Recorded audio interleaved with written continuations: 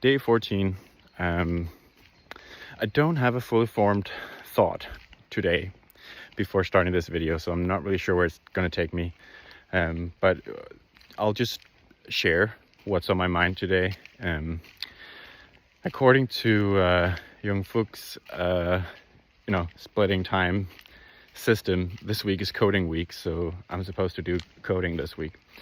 And it's kind of had me thinking about even if you split your time between product and marketing or development and marketing, there's still other things you need to do, and there's like subcategories that you still need to figure out how you're going to split your time. So I think for coding, a good week for me would to ship one big thing in a week, basically.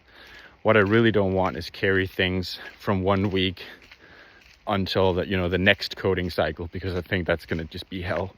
So I think it's going to be important for me to ship something each week that I do coding.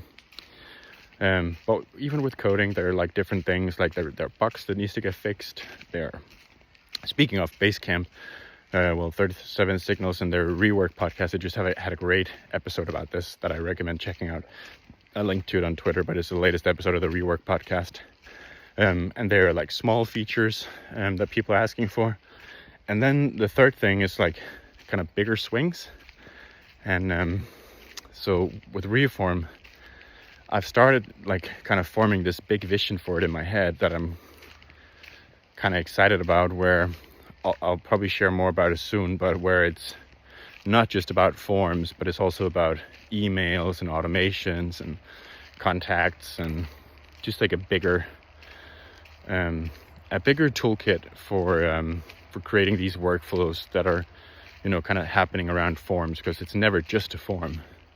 So my challenge is like, how do I make incremental progress on the product, keep existing users happy, whatever, while taking bigger swings?